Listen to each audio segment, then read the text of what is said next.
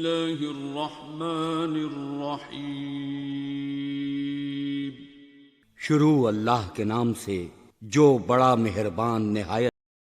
مچھلی ہے جس کے منہ میں زبان نہیں رکھی گئی۔ مچھلی کے منہ میں زبان نہ ہونے کی وجہ یہ ہے کہ اللہ تعالیٰ نے تمام فرشتوں کو حضرت آدم علیہ السلام کو سجدہ کرنے کا حکم دیا، تو اس موقع پر ابلیس نے سجدہ کرنے سے انکار کر دیا، تو اس موقع پر اللہ تعالیٰ نے اسے مسخ شدہ صورت میں زمین پر پھینک دیا۔ اللہ رب العزت نے قرآن مجید فرقان حمید میں ارشاد فرمایا، وَإِذْ قُلْنَا لِلْمَلَائِكَةِ اسْجُدُوا لِآدَمَ فَسَجَدُوا إِلَّا إِبْلِيسَ أَبَى وَاسْتَكْبَرَ وَكَانَ مِنَ الْكَافِرِينَ۔ ناظرین، ابلیس سمندروں کی طرف نکل گیا جہاں اس کی سب سے پہلے ملاقات مچھلی سے ہوئی۔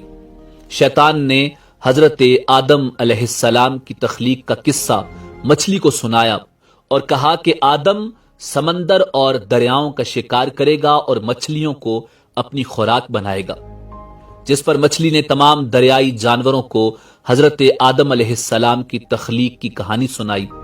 مچھلی کو یہ کہانی سنانے کی وجہ سے زبان جیسی نعمت سے رب قدیر نے محروم کر دیا۔ ایک دن ایک شخص حضرت علی کرم اللہ وجہ الکریم کی خدمت میں حاضر ہوا اور پوچھنے لگا کہ ہر جانور کے منہ میں زبان ہوتی ہے مگر مچھلی کے منہ میں زبان کیوں نہیں ہوتی، اور مزید یہ کہ مچھلی صرف پانی میں ہی کیوں رہتی ہے؟ حضرت علی کرم اللہ وجہ الکریم نے ارشاد فرمایا کہ اللہ نے مچھلی کے منہ میں زبان بھی دی تھی اور اس کو یہ طاقت بھی دی تھی کہ خشکی پر چل سکے، مگر افسوس کہ اس نے خود پر ظلم کیا اور اللہ کی ان نعمتوں سے محروم ہو گئی۔ وہ شخص کہنے لگا کہ کون سا ظلم؟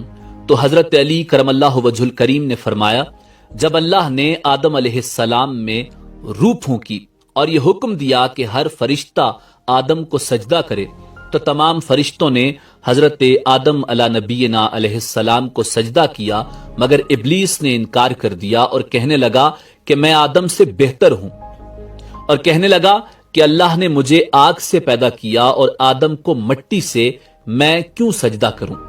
اللہ کی نافرمانی کا مرتکب ہوا اور یہ کہنے لگا کہ میں آدم سے بہتر ہوں۔ اس جرم کی پاداش میں ابلیس کو جنت سے نکال دیا گیا اور وہ بدصورت بنا کر زمین پر گرا دیا گیا۔ ابلیس حسد اور نفرت کے ساتھ چیخنے لگا اور سب کو بتانے لگا کہ انسان زمین میں سب پر ظلم کرے گا۔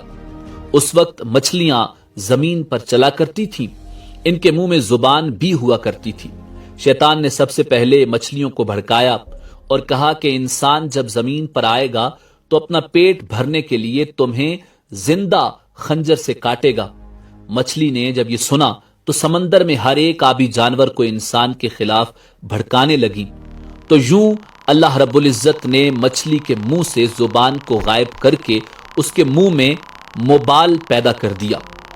یہ بات کتاب مکاشفۃ القلوب کے صفحہ نمبر 159 پر موجود ہے۔ یہ حکم نافذ کر دیا گیا کہ کوئی بھی انسان تمہیں زندہ نہیں کاٹے گا، بلکہ تمہاری حد ہم نے پانی تک محدود کر دی ہے۔ تم جب بھی پانی سے باہر نکلو گی خود ہی تڑپنے لگو گی۔ اسی لیے مچھلیاں جب پانی سے جدا ہوتی ہیں تو تڑپنے لگتی ہیں اور ان کا سارا خون ان کے گلے میں آ کر اکٹھا ہو جاتا ہے۔ یہی وجہ ہے کہ مچھلی کو ذبح نہیں کیا جاتا۔ کسی بھی جانور کو ذبح کرنا اس لیے واجب ہے کہ جانور کا سارا خون گوشت سے الگ ہو کر بہہ جائے۔